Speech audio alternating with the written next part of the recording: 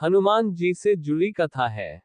त्रेतायुग में श्री राम ने रावण का वध कर दिया था। अयोध्या लौटकर रामराज्य की स्थापना की।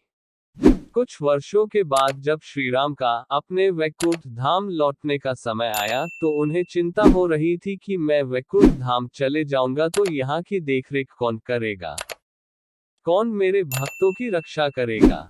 ऐसा विचार करते हुए श्री राम ने हनुमान जी की ओर देखा। हनुमान जी श्री राम के मन के भाव समझ गए। हनुमान जी ने श्री राम से एक वरदान मांगा।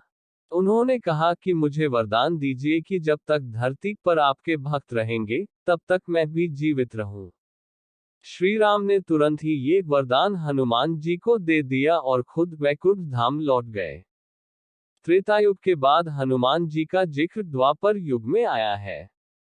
महाभारत के समय हनुमान जी हिमालय के गंधमादन पर्वत पर रह रहे थे। उस समय पांडव द्रौपदी के साथ इसी क्षेत्र में वनवास काट रहे थे।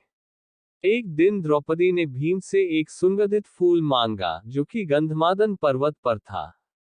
द्रौपदी की इच्छा पूरी करने के लिए भीम गंधमादन पर्वत की ओर चल दिए। रास्ता में उन्हें एक बूढ़ा वानर दिखाई दिया। भीम को अपनी ताकत पर बहुत घमंड था। घमंड भरी आवाज ने भीम ने उस वानर से कहा कि रास्ते में से अपनी पूंछ हटाओ। वह बूढ़ा वानर कोई और नहीं बल्कि हनुमान जी ही थे। हनुमान जी समझ गए कि भीम को अपनी ताकत पर घमंड हो गया है। उन्होंने कहा कि तुम ही मेरी पूंछ हटा दो। वानर की बात सुनकर भीम पूंछ हटाने की कोशिश करने लगा, लेकिन उसे सफलता नहीं मिली।